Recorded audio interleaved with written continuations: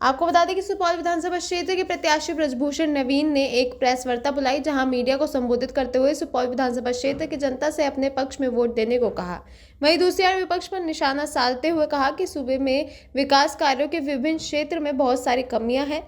सत्ताधारी चाहे कितना भी विकास की ढोल पीट ले, लेकिन जनता सब देख रही है। अब की बार जुमलेबाजी नहीं चलेगी। उन्होंने कहा कि जमीनी स्तर पर देखा जाए तो शिक्षा, स्वास्थ्य, किसान की समस्या, कोसी की समस्या, महिला सशक्तिकरण व बलात्कारी से जूझ रही हमारी मां बहनों की समस्या, हत्या लूट से परेशान हमारे बिहार की जनता की समस्या अभी भी जैसी की तैसी बनी हुई है। अस्पताल तो है पर सही उपचार नहीं, सैनिक नौजवान तो है लेकिन सुरक्षा व्यवस्था दुरुस्त नहीं।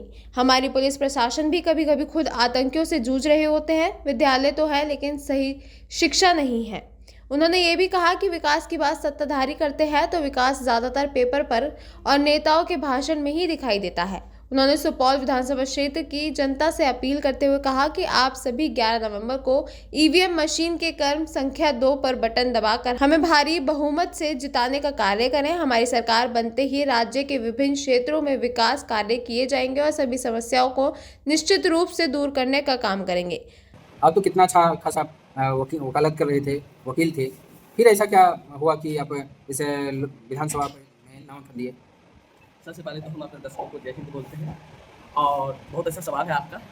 तो मेरा ऐसा व्यक्तिगत मानना है कि लॉयर राजनीति में आना जरूरी है। लॉयर जो कि कानून, विधि, व्यवस्था का जानकार होते हैं और जब देख रहे हैं कि समाज के ऐसा हालात है, जिला का, राज्य का और हमारे देश का ऐसा हालात है, इस परिस्थिति में लॉयर को जरूर से जरूर आना चाहिए। और मुझे ऐसा लगता है कि मैं राजनीति में आकर जनता का बेहतर सेवा कर सकता हूँ। ये आम आदमी पार्टी है और आम आदमी पार्टी का जो मैनिफेस्टो है, विचारधारा है, कंसेप्ट है, वो आम आदमी, जनमानस, साधारण आदमी, रोड से लेकर के कुर्सी पर बैठने वाले व्यक्तियों और पूंजीपतियों, गरीब वर्ग, सभी के हित की बात करने वाली पार्टी है। और जहाँ तक आप विश्वकर्मा की बात कर रहे हैं तो हम विकास की बात कर रहे हैं। हमने उस जगह जा करके एमपी बना लिया जहाँ भारत में कहे जाने वाले महान विश्वकर्मा विराजमान हैं और उसके घर में जाके गुजरात में हम इलेक्शन जीते हैं।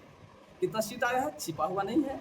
दिल्ली में तो हमें हराने का प्रयास किया गया और हराया राजनीति के तहत, हमें गिरफ्तार करके, ताकि बोल नहीं सके नेता। विकास क्या हुआ है, क्या विकास किए हैं, उसका विश्लेषण करने के लिए हम यहाँ नहीं आए। हम जैसा कि पहले भी बता चुके हैं कि जनसाधारण, गरीब वर्ग को क्या फायदा हुआ है। हम यहाँ आए हैं बेहतर शिक्षा देने के लिए। और बेहतर शिक्षा क्या होता है वो दिल्ली का मॉडल देख लें, अभी पंजाब की स्थिति देख लें। गरीबों को भी उच्च शिक्षा, अच्छी शिक्षा, इंग्लिश मीडियम की शिक्षा मिलनी चाहिए, हक है हमारा। गरीबों का भी यह हक है, जो कि झोपड़ी में रहने वाले बच्चों का भी यह हक है। यह हक है उन लोगों का जो दिल्ली पंजाब कमाते हैं और दूर से ही वो प्राइवेट स्कूल के बच्चों को देख करके अपने आंखों का नम करते हैं, काश में मैं पढ़ा पाता। वह पढ़ाई हम देंगे, ऐसी व्यवस्था हम करेंगे। स्वास्थ्य के बदहाल स्थिति किसी से छिपा हुआ नहीं है, आपके सामने जग जाहिर है। और ये जो पलायन है, जो कि बिहार में सब कुछ रहते हुए भी फैक्ट्री नहीं लगाया गया है, इस मुद्दे पर हम बहुत अच्छी तरह से प्रकाश डालेंगे और काम करेंगे। पलायन रुकेगा। कोसी की विभीषिका हर साल आती है और गरीबों को निकल के चली जाती है।